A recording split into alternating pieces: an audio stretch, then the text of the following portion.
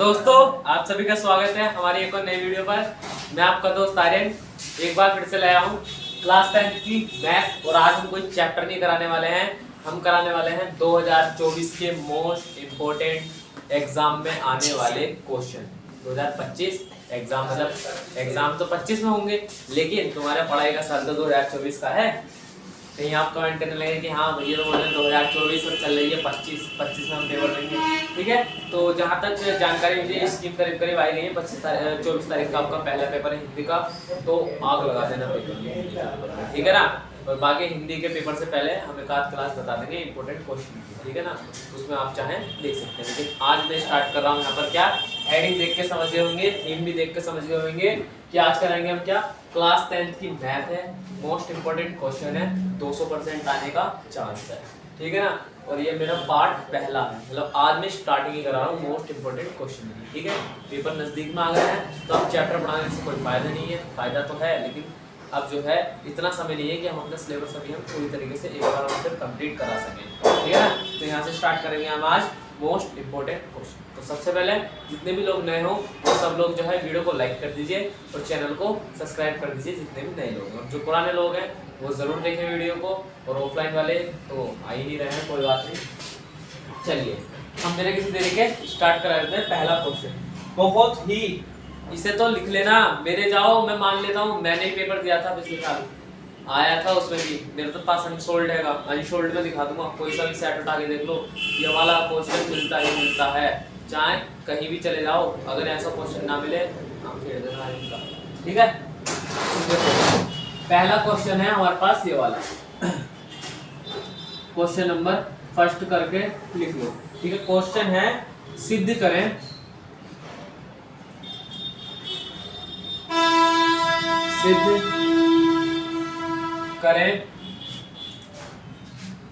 Root 3 एक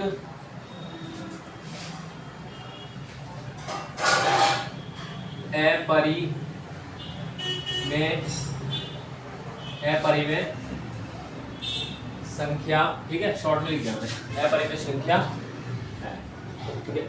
हमें उसमें वो पूछ रहा है कि सिद्ध कीजिए कि √3 एक अपरिमेय संख्या है। यहाँ पर वो क्या दे सकता था, या तो कह सकता कि सिद्ध कीजिए क्या एक परिमेय संख्या है, या फिर सिद्ध कीजिए क्या एक परिमेय संख्या है, ठीक है ना। तो देखो इसके अंदर √3 दे दिया, वो √5 करके दे सकता है, 2 करके दे सकता है, वो कैसे भी दे सकता है। गारंटी ले लो ये वाला क्वेश्चन जो है मेरा 99% आ जाता है, ये वाला आज लिख के दे रहा हूँ, सबसे ज्यादा पूछे जाने वाला क्वेश्चन है पूरे बोर्ड एग्जाम में, और बड़े नंबर देके जाता है ये वाला क्वेश्चन भी। और पिछले साल का पेपर दिया था तो मेरा तो पहला क्वेश्चन यही मिल गया था, पहला क्वेश्चन यही वाला, ठीक है ना। तो इस वजह से मैं थोड़ा श्योर होकर बता रहा हूँ। तो चलो पहले इसके हल की तरफ देख लेते हैं बिना कोई टाइम लिए, ठीक है। तो देखो हल लिख लेते हैं यहाँ पर, इसका हल, ठीक है, हल हो गया ये तो हल, ठीक है ना। हल देखो एक सीधे से कॉन्सेप्ट से लेके चलते हैं, हम पहले सवाल को पढ़ के समझते हैं कहने के जा। वो कह रहा है कि सिद्ध करें √3 एक अपरिमेय संख्या है, ठीक है ना। सिद्ध करना है कि हमें एक अपरिमेय संख्या है, तो उसके लिए हमें ये भी पता होना चाहिए कि हाँ अपरिमेय संख्या कब होगी, जब ये परिमेय संख्या नहीं होगी। जब ये परिमेय संख्या नहीं होगी तो ये क्या होगी, एक अपरिमेय संख्या होगी। अपरिमेय संख्या हमें पता नहीं होती कि कौन सी कैसे होती है, ठीक है ना। अपरिमेय संख्या हमें पता नहीं होती, लेकिन हमें ये तो पता होती है कि परिमेय संख्या किन रूपों में होती है और कैसे होती है। तो बस हल में बस ये लिख दो कि यहाँ पर लिख देते हैं माना √3 एक परिमेय संख्या है, ठीक है ना। ये मैंने हल में मान लिया अपनी तरफ से।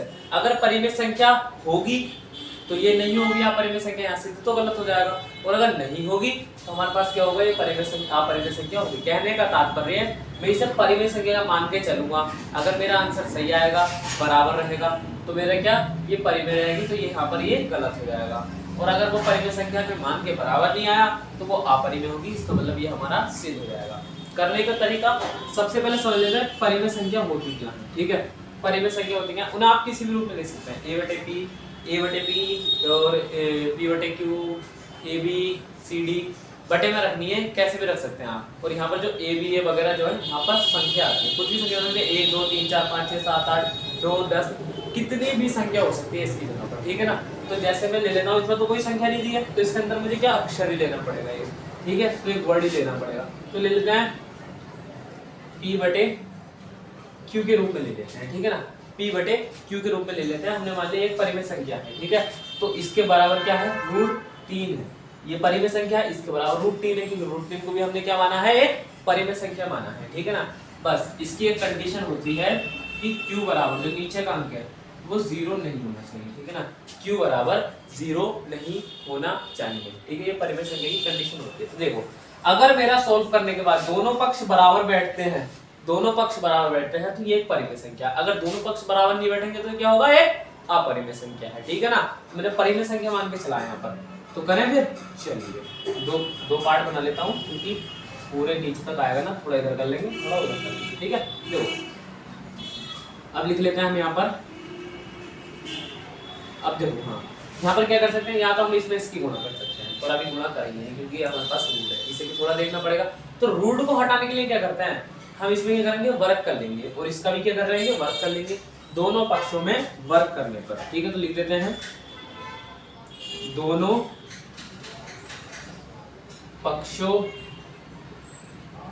में वर्ग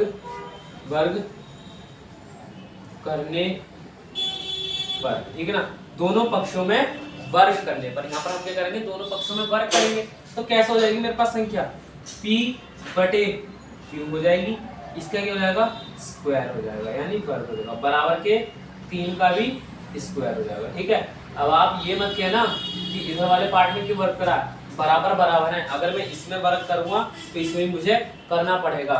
एक बात से कहूँ तो ये चीज अनिवार्य है, मुझे यहाँ पर ये चीज करनी पड़ेगी, ठीक है ना।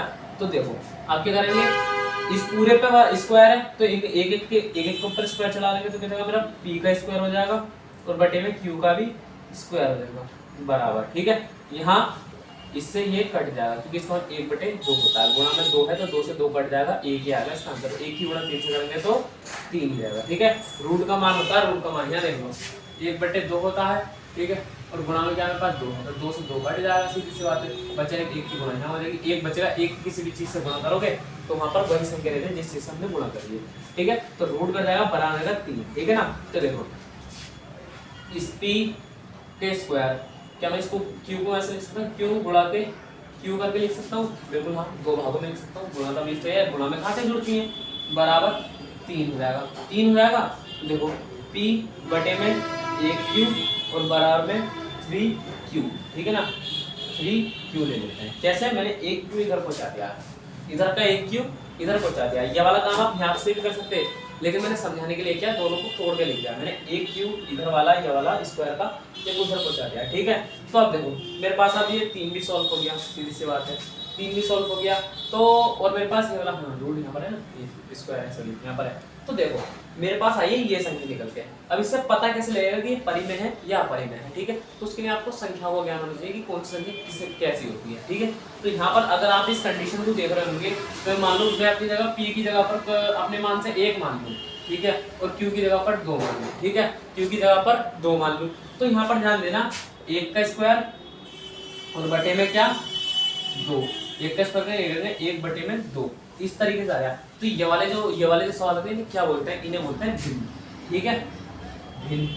ये होगी मेरे पास भिन्न हो गई, और ये मेरे पास क्या है 3q है, ठीक है, 3q है। ये मेरे पास, इसमें तो कोई मेरे पास गुणा भाग नहीं है, इनके बीच में गुणा होती है, हाँ गुणा होती है। तो इसका मतलब क्या है, इनके बीच में गुणा होगी तो एक पूरा अक्षर बन कर आएगा 3q। ये मेरे पास क्या है, पूर्णांक है, ठीक है, क्या है पूर्णांक, ठीक है, पूर्णांक है। ये मेरे पास क्या है, एक पूर्णांक है, पूरी बनी बनाई संख्या है। लेकिन ये मेरे पास अभी सॉल्व नहीं है, यहाँ पर कुछ और भी हो सकता था, p की जगह पर तो कट जाता, लेकिन बराबर वाला अंक नहीं कटेगा, तो इस वजह से ये दोनों बराबर नहीं है। तो यहाँ इस पे क्या लिखूंगा मैं, इसके नीचे को नीचे लिख दो भिन्न, भिन्न, ये भिन्न है और बराबर के पूर्णांक, ठीक है, भिन्न बराबर के पूर्णांक। और कभी भी ध्यान रखना भिन्न के बराबर पूर्णांक नहीं होता। क्या मैं 1/2 के बराबर क्या मैं 1/2 के बराबर 3 रख सकता हूँ? नहीं रख सकता, सीधी सी बात है, क्योंकि अभी इसे सोल्व करूंगा तो क्या आएगा मेरे पास 0.5 करके कुछ आएगा और बराबर में 3, ये बराबर नहीं है। इसका मतलब ये परिमेय संख्या के बराबर नहीं है, ये एक अपरिमेय संख्या है। ठीक है, तो लिख देंगे यहाँ पर, कैसे लिखेंगे अच्छी तरीके से इधर लिख देते हैं। इसे हम लिखेंगे इस तरीके से, देखो √3 एक पूर्णांक है जो परिमेय संख्या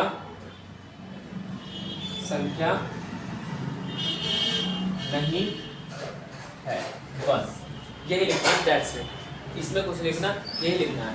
समझ नहीं आया हो तो बस एक शुरुआत टॉपिक उठा लेना। मैंने यहाँ पर p/q परिमेय संख्या है, उसके बराबर √3 रखा है, क्योंकि √3 को मैंने परिमेय संख्या बनाया है। ठीक है ना, तो इस वजह से ये मेरा सॉल्व करके कुछ इधर आया। ठीक है, तो आप इसे बड़े तरीके से उतार लेना और आशा करता हूँ बहुत अच्छी तरीके से समझेंगे। तो मैंने भी काफ़ी मतलब कोशिश करी आपको समझाने की, और अगर आपको समझ नहीं आया हो ये वाला सवाल तो आप मुझे कमेंट में सवाल का नंबर टाइप करके बता सकते हैं कि मुझे ये वाला क्वेश्चन जो है समझ में नहीं आया। फिर मैं क्या करूँगा, अगली वीडियो जब भी डालूंगा तो उस वीडियो में जो है जो सवाल मेरा छूट गया उसका भी सोल्यूशन मैं आपको दे दूंगा। ठीक है, चलो बढ़िया है। और बाकी सब लोग जो है वीडियो पसंद आ रही हो तो वीडियो को लाइक कर लेना। ठीक है, तो एक सवाल जो है हमारा सॉल्व हो गया, बिल्कुल पहला सवाल है हमारे पास मोटे ऊपर, तो इसे हम रफ कर लेते हैं बढ़िया तरीके से।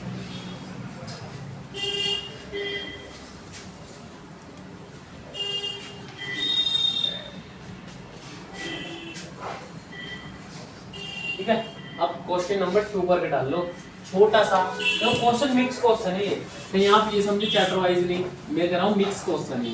इसमें से क्वेश्चन आते ही आते हैं मिक्स क्वेश्चन में से, इस वजह से मिक्स करके करा रहा हूँ। अगर चैप्टर वाइज चैप्टर कराऊंगा तो आपको हर चैप्टर का अलग अलग पढ़ना पड़ेगा। अब मैं इसमें मिक्स करा रहा हूँ तो एकदम समझ जाएंगे कि हाँ अगर मिक्स भी आएगा तो हमें एकदम बता देंगे। ठीक है ना, तो देखो अगला क्वेश्चन कह रहा है, तो क्वेश्चन नंबर दूसरा कह रहा है कि बिंदु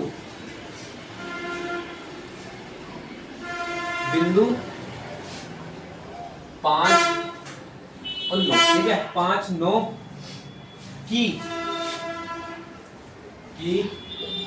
y अक्ष से दूर है, y अक्ष से दूर है। ठीक है, y अक्ष से दूर है, उसमें ये पूछा है। ठीक है ना, y अक्ष से कौन सा दूर है, तो बस यहाँ पर कुछ नहीं करना, इसके अंदर एक रेखा बना लेते, 2 बिंदु बना लेते हैं। ठीक है, बिंदु बोला है ना उसने, बिंदु बना लेते हैं, एक और ये 2। ठीक है, अब इन बिंदुओं को इनसे मान दे देते हैं। पहला बिंदु क्या है 5 है और दूसरे क्या है 9। ठीक है, 9 है ना, इसे x मानो, इसे y मानो। x y मानते हैं जब हम बिंदु बता रहे हैं तो हम वहाँ पर x y के रूप में लिखते हैं, क्योंकि इसमें जो है मतलब कि दूरी सूत्र लग रहा है जो चैप्टर नंबर 7 की सबसे पहली एक्सरसाइज का सबसे पहला फॉर्मूला है। ठीक है ना, उसके अकॉर्डिंग हम x y के रूप में लिखते हैं फॉर्मूले को। ठीक है ना, उन्हें क्या बोलते हैं बिंदु। ठीक है, तो अगर वो x अक्ष से दूर बोलता है तो x अक्ष से दूर कौन सी है 9, उसने बोला y अक्ष से दूर, तो y अक्ष से दूर कौन सा है x, जो है मेरे पास क्या 5 है। तो यहाँ पर क्या लिख सकता हूँ, y अक्ष से दूर क्या है मेरे पास x बराबर कितना मिल जाएगा हमें 5, आंसर इसका हो जाएगा। ठीक है, ये जो क्वेश्चन है OMR के रूप में आएगा। अगर इसमें क्वेश्चन आया तो OMR के रूप में आएगा, उसके अंदर आपको दे देगा वो 5 दे देगा, 9 दे देगा, 6 दे देगा, 7 दे देगा, ऐसा करके दे सकता है, कुछ ही दे सकता है आपको। जहाँ 5 मिल जाए इस तरीके का पूछे, जैसे भी पूछे, जो भी संख्या दे रही है जिसका से भी दूर पूछे, बस उसमें तुम्हें आपको राइट लगा देना है। और 1 नंबर का सवाल है, इससे ज़्यादा मस्ती कहेंगे लेकिन ये भी आने की संभावना रहती है। जब क्लास में मोस्ट इंपोर्टेंट है तो क्वेश्चन भी सारे कितने होंगे, मोस्ट इंपोर्टेंट होंगे। ठीक है ना, मोस्ट इंपोर्टेंट होंगे। ठीक है, तो इसी तरह कर लेते हैं और बड़े तरीके से करा देते हैं एक और बढ़िया वाला क्वेश्चन। ठीक है, बढ़िया सा क्वेश्चन। ठीक है, तो चलो, तो क्वेश्चन है बिंदुओं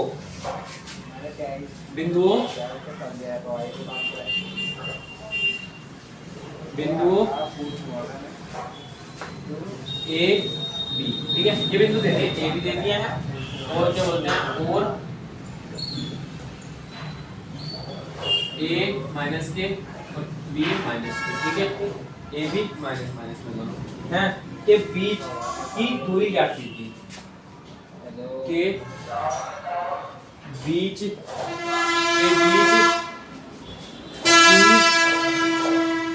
दूरी ज्ञात कीजिए, ठीक है, बीच की दूरी ज्ञात कीजिए, ठीक है ना। ये मेरे पास क्वेश्चन दे दिया इसने कि बिंदु ये है और ये है, इसके अंदर क्या है, उनने दो अलग अलग बिंदुओं पर दे दिए संख्या, ठीक है। तो सबसे पहले हम बिंदु ही काट लेते हैं, एक बिंदु और ये दूसरा बिंदु, ठीक है। इनके बीच में क्या है, कोई डिस्टेंस होगी, कोई दूरी होगी, ठीक है। इनके बीच की ये क्या है, दूरी, ठीक है, दूरी है, मेरे पास दूरी है। पहले बिंदु में क्या दिया उसने, ए और बी दे रखा है बस खाली, ठीक है ना। और दूसरे बिंदु में ए माइनस के और बी भी माइनस के, ठीक है, ए माइनस के और बी भी माइनस के है। अगर इस तरीके से बिंदु मिलता है तो हम कैसे रखते हैं, मैंने बताया ना आपको, पहला बिंदु x और दूसरा बिंदु y, तो कैसे रखेंगे हम, इस चीज को हम साइड में लिख लेते हैं, बोलते हैं ए बी पहला वाला बिंदु और माइनस के ए और माइनस के बी ये दूसरा वाला बिंदु। तो इसे x मानूंगा, इसे y मानूंगा, पिछले वाले सवाल की तरह इसे भी x, इसे x1 y1, इसे x2 और y2 पर मानेंगे। मैंने बताया ना कि बिंदुओं को जो मानता है x और y के रूप में मानते हैं, ये दूसरे बिंदुओं के बिंदु हैं, मतलब दूसरी दूरी के बिंदु हैं, और ये पास वाली दूरी के बिंदु हैं। तो इससे हमें जो है इनके बीच का डिस्टेंस बताना है, क्या होगा, क्या दूरी होगी इनकी, ठीक है ना। तो देखो इसके अंदर जो है एक फॉर्मूला लगता है, चैप्टर नंबर 7 में अपने सबसे पहला क्वेश्चन, ये क्वेश्चन नंबर जो है शायद क्वेश्चन नंबर 3 वाला दिया है, ये क्वेश्चन बिल्कुल वही है, सेम बिल्कुल, अगर आपने चैप्टर नंबर 7 का रखा होगा तो देखो इसके अंदर जो क्या पूछा है, दूरी पूछा है। देखो उसके अंदर जो 3 फॉर्मूला है मोस्ट वाले, समदृष्ट 2 फॉर्मूले बताता हूँ जो वेरी वेरी मोस्ट, समदृष्ट और एक दूरी सूत्र, इससे क्वेश्चन सबसे ज्यादा आता है। और एक क्वेश्चन 100% बनेगा ये वाला, एक क्वेश्चन आज लिख लेना, वह 200% ना, मजाक में ना लिखा है मैंने, एक क्वेश्चन 100.1% आएगा, वो भी समदृष्ट दूरी का या बीच की दूरी का, ठीक है। अभी हम आगे क्लासेस और कराएंगे तो उसके अंदर समदृष्ट दूरी का भी फॉर्मूला कराएंगे, उसका भी एक सवाल हम जरूर हल कराएंगे, ठीक है ना। देखो अब इसके लिए देख लेते हैं, तो यहाँ लिख लेते हैं दूरी सूत्र, ठीक है। अपनी तरफ से मान लो d मान लो, ठीक है, d मान लो, इनके बीच की दूरी d मान ली, तो d बराबर क्या है, हम अंडर रूट में पहले हम फॉर्मूला लिख लेते हैं, क्या होता है इसका, x1 माइनस के x2 का स्क्वायर प्लस के y1 माइनस के y2 का स्क्वायर, ये जो होता है इस दूरी का सूत्र होता है, दूरी सूत्र होता है, ठीक है ना। तो करेंगे d बराबर लेते ही चल रहे हैं, ठीक है ना, d बराबर में चल जाए, बस ये समझ लेना आप, d बराबर चल जाए, ठीक है। तो देखो अंडर रूट बड़ा सा, ठीक है, बड़ा सा अंडर रूट बना लेंगे। अब देखो यहाँ पर x1, उधर देखो x1 का मान कितना है, a है, सॉरी a है, तो हम क्या लिखूंगा, a लिख दूंगा, ठीक है, ब्रैकेट माइनस, ठीक है, x2 का मान क्या है, माइनस के a है, ठीक है ना, तो ये लिख दूंगा माइनस के a लिख दूंगा, ठीक है ना, बस ज़्यादा स्क्वायर है, स्क्वायर प्लस का चाहिए, प्लस का चाहिए। अब देखो y1 b है, ठीक है ना, तो b लिख देंगे माइनस ब्रैकेट में y2 माइनस के b है, माइनस के b, ठीक है, इसका भी रख लेंगे स्क्वायर, ठीक है ना। अब बराबर करेंगे, अब करेंगे सॉल्व अच्छी तरीके से, बढ़िया तरीके से सॉल्व करेंगे, थोड़ा नीचे बना लेते हैं,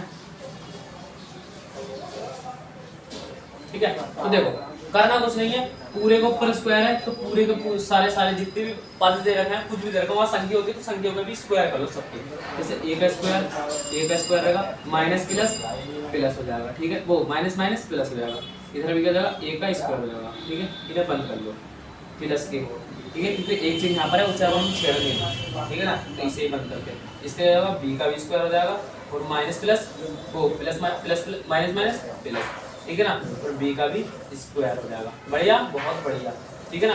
अब इन्हें जोड़ लो,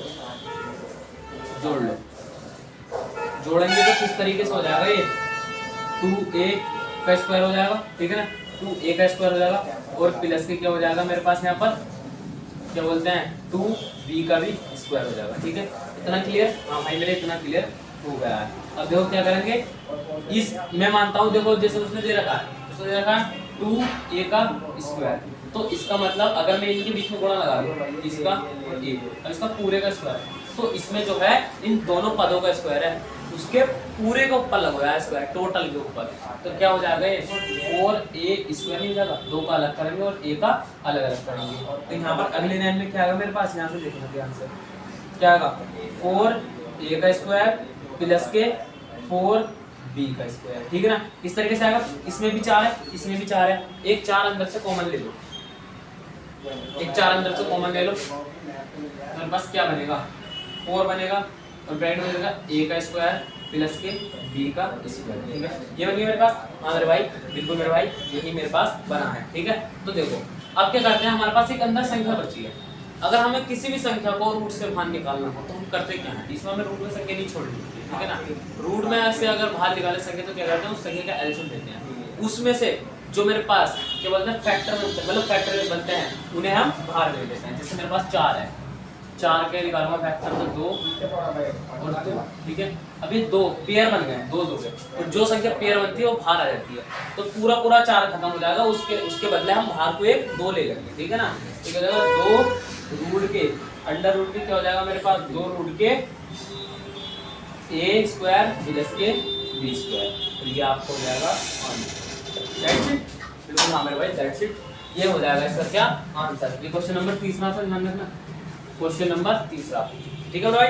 ये हो जाएगा इसका आंसर, वो भी बहुत अच्छा और प्यारे तरीके से, ठीक है, बहुत अच्छा और प्यारे तरीके से ये हो जाएगा इसका क्वेश्चन, ठीक है, दूसरी आंसर। अब आप, मैं आशा करता हूँ आप सभी से उतार लेंगे, और मैं जो है इसके बाद question number 4 very very important question है उन्हें मैं कराता हूँ, ठीक है ना। आखिर नीच के कर लेने वाले क्वेश्चन को सब रट लेने लिख, इस तरीके में से ही आएगा क्वेश्चन 100%। चांद लगा लेना सर, मैं यही हूँ। तारीख आज कितनी है, 24 तारीख है, महीना 11वां है, और क्या बोलते हैं 2024 चल रही है अभी।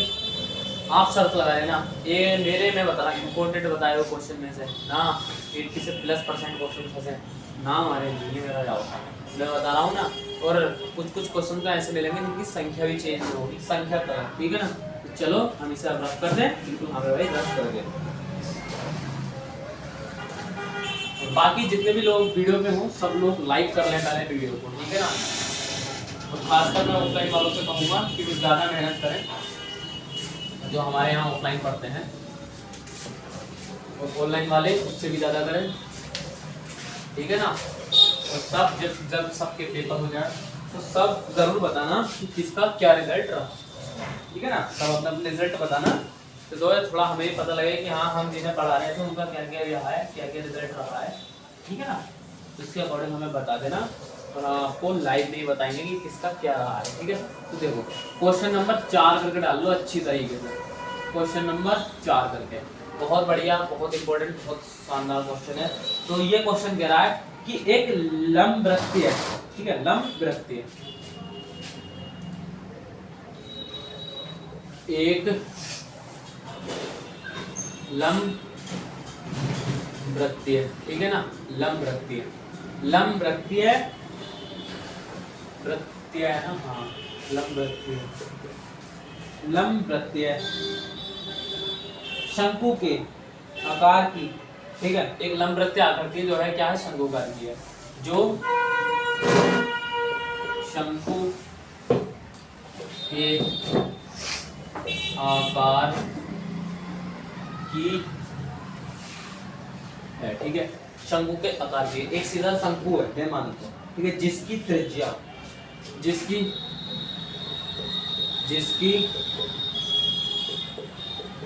त्रिज्या 3.5, ठीक है 3.5 सेंटीमीटर है, ठीक है, सेंटीमीटर है, और वो कह रहा उसकी ऊंचाई 12 सेंटीमीटर है, उसकी ऊंचाई 12 सेंटीमीटर है।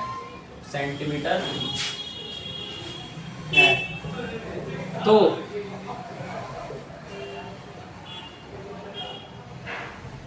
त्रियक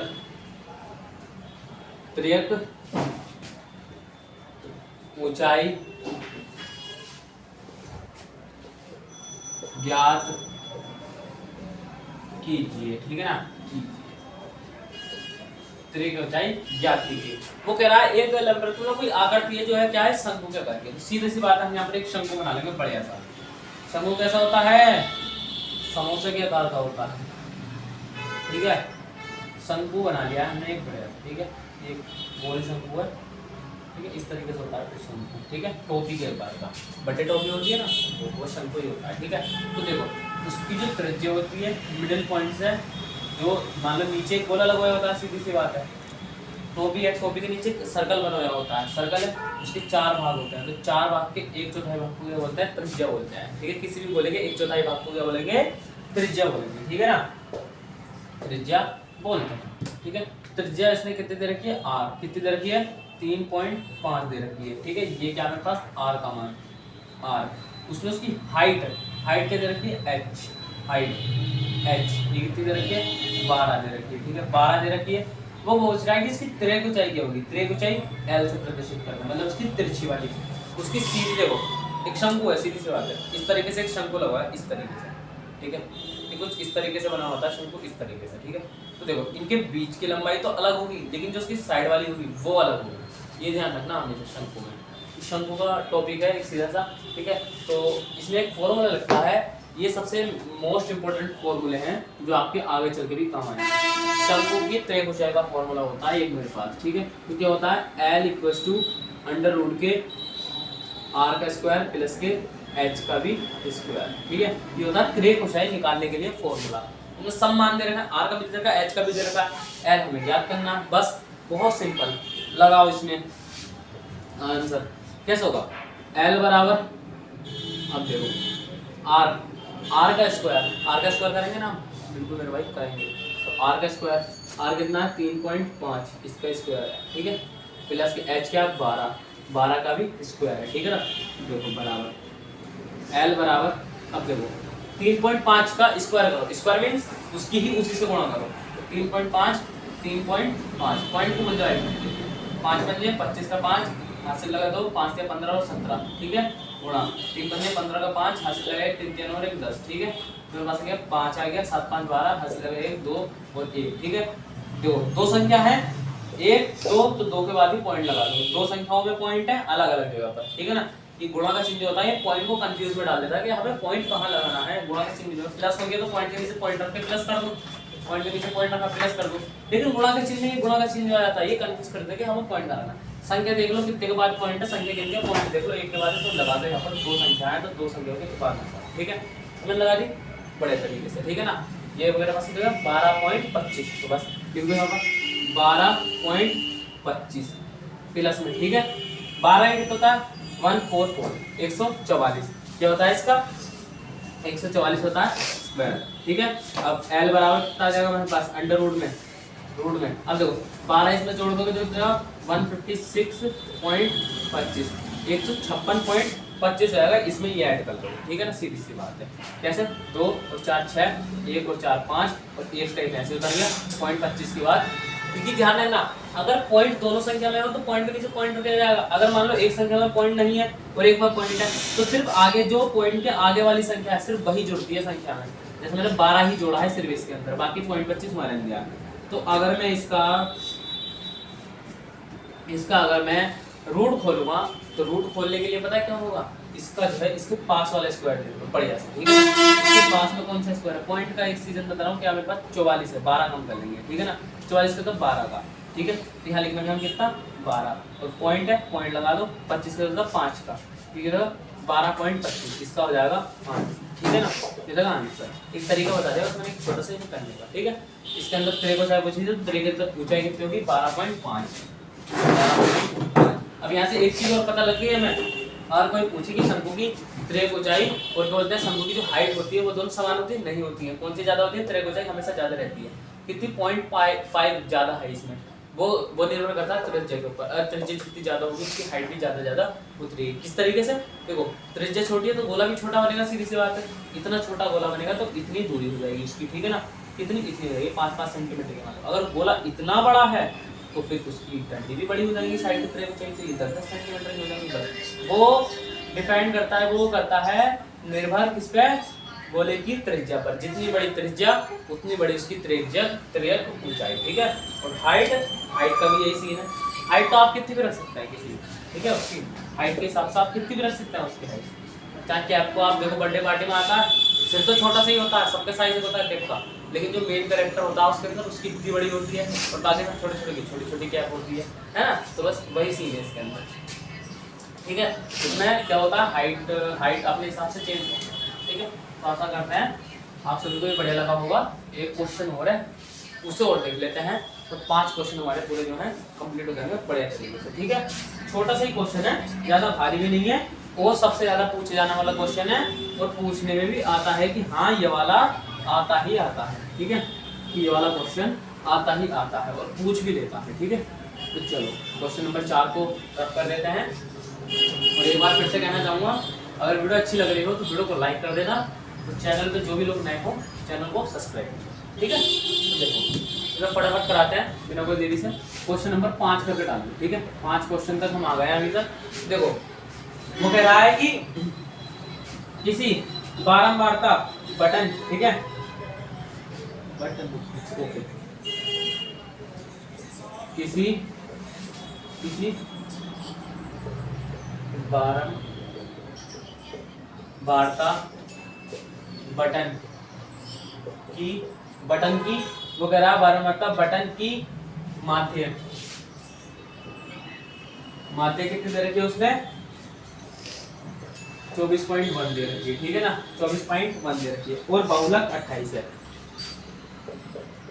और बहुलक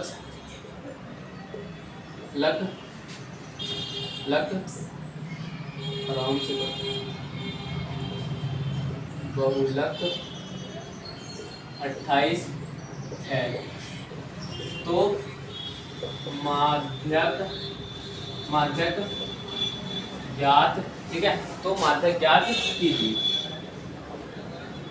ठीक है ना। तो देखो इसके अंदर हमें क्या पता लगाना है, आपने सीधे साधे जो बहुलक वगैरह के सवाल करेंगे उसमें क्या मिलेगा आपको, एक बोलते हैं चित्र टाइप से मिलेगा, ठीक है, एक पैटर्न डायग्राम मिलेगा, उसके अंदर कुछ संख्या दे रखी है, आपको बहुलक माध्यक वगैरह ज्ञात करनी चाहिए। अगर वो सवाल में डायरेक्ट माध्यक दे दे और बहुलक देख ले और डायरेक्ट दे दे उसमें माध्यक, ठीक है, तीनों चीजें एक साथ पूछ, तीनों चीजें दे दे और 2 चीजों का मान दे के 1 चीज का मान पूछे, तो उसमें क्या करेंगे हम, उस कंडीशन में क्या करना है, ठीक है। और इस तरीके से आप जो है डायरेक्ट भी मान निकाल सकते हैं तीन जगह। जैसे कोई सवाल है उसमें वो कहता है कि तीनों चीजों के मान ज्ञात करने हैं उसमें, तो 2 का निकाल के 1 का जो मैं आप कराऊंगा वाले फॉर्मूले से उसे लपेट देना, ठीक है, और फॉर्मूला भी पूछ लेना है, ठीक है।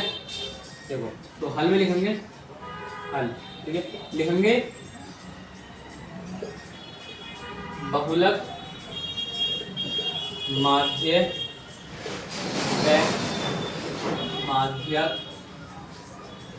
के बीच संबंध, ठीक है, इनके बीच में संबंध क्या है, वो एक फॉर्मूले द्वारा है, ठीक है। फॉर्मूला जो होता है मेरे पास क्या होता है, बहुलक बराबर 3 माध्यक से, यहाँ 3 माध्यक और माइनस के 2 माध्यक, ठीक है। ये होता है मेरे पास इनके बीच में संबंध का फॉर्मूला। इनके बीच में अगर कोई संबंध पूछेगा, ये OMR में भी आ जाता है क्वेश्चन कि बहुलक माध्यक व माध्य के बीच में क्या संबंध है, ठीक है, उसमें आपको डायरेक्ट फॉर्मूला रखा हुआ मिल सकता है, ठीक है। मेरे पास बहुलक भी आएगी, माध्यक भी, और इसमें वो माध्यक हमें बताना है, और इसमें माध्यक भी होगी, तो बस लगा दो और आंसर ला दो। बहुलक कितना दे रखा है उसमें, 28 दे रखा है, यहाँ से बहुलक 28, तो 28 लिख देंगे, बिल्कुल बराबर में 3 माध्यक हो जाएगा, ठीक है, 3 माध्यक हो जाएगा, और माइनस के 2 गुणा में ये कितना मेरे पास माध्य है 24.2, ठीक है, 24.2 है, इसकी गुणा इसमें कर लो, बस कितना होगा 28 बराबर के 3 गुणा के माध्यक माइनस के कितना हो जाएगा, सॉरी 1 है, हाँ 1, 2 कम 2 पॉइंट 2 चौक 8 और 2 दूनी 4, ठीक है, 48 हो जाएगा, 48 हो जाएगा, बिल्कुल हाँ मेरे भाई 48 हो जाएगा, ठीक है। अब क्या करेंगे, यहाँ पर कुछ नहीं करेंगे, अब क्या करना है, या तो आप इसे उठाकर इधर ले आओ, ठीक है, या तो आप इसे उठाकर ले आओ, या फिर बराबर की दोनों संख्याओं को चेंज कर लो, अदला बदली कर लो, तब भी बात तो समझेगी, बराबर तो है ही, तो बस इन दोनों को भी चेंज कर लोगे तब भी बात वही रहेगी। तो कैसे कर लेंगे हम, बराबर में 3 गुणा के माध्यक बराबर के कितना हो जाएगा, माइनस ये प्लस का है, प्लस के बस चिन्ह में थोड़ा वो हो जाएगा, माध्यक 28 प्लस के 48.2, ठीक है। इन्हें जोड़ लेंगे, मेरे पास कितना हो जाएगा 3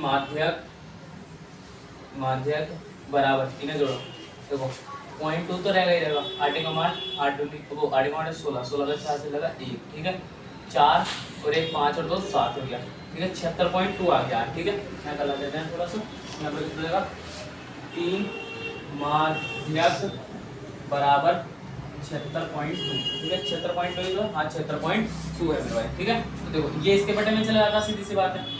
अगर मैं माध्यक को यहाँ पर x मान के करता तो x 3x हो जाता, तो x के जो अचर संख्या होती है उसके बराबर जो चर संख्या होती है वो हमेशा बटे में जाती है, तो इसके बटे में ले जाओ 6.2 बटे में 3, इससे काटोगे तो कितना जाएगा, 2 बार चला गया, 1 बचा, 5 बार चला गया, यहाँ से 1 बचा और 0.4 बार चला गया, ठीक है। तो माध्यक बराबर आएगा बस 25.4 और ये हो जाएगा आपका आंसर, ठीक है मेरे भाई, ये हो जाएगा आपका आंसर। बहुत बढ़िया। तो आज मैंने जो कराया आपको 5 क्वेश्चन कराए, वो भी बहुत ही मोस्ट इंपोर्टेंट वाले क्वेश्चन थे, जिसमें से जो है मैं बता रहा हूँ अपने दिल से बताऊँ ना, तो 2 टाइप के इसमें से ऐसे क्वेश्चन हैं जो आते ही आते हैं 100%, ठीक है ना। और जो अदरवाइज जितने भी 3 क्वेश्चन करा है वो भी हमारे आने की संभावना बहुत ज़्यादा है, लेकिन इसमें से 2 टाइप के क्वेश्चन ऐसे हैं जो हमेशा आते ही आते हैं, ठीक है ना। तो सब पढ़ के जाना एकदम बढ़िया तरीके से, और ये पार्ट पहले ही था, अभी हम और कराएंगे। साइंस में भी बताएंगे आपको साइंस में कौन सी इंपॉर्टेंट है। आज हमने जो है थोड़ा सा मैथ का कराया, फिर साइंस का कराएंगे, और मैथ तो हमारी कंटिन्यू चलती है, ठीक है।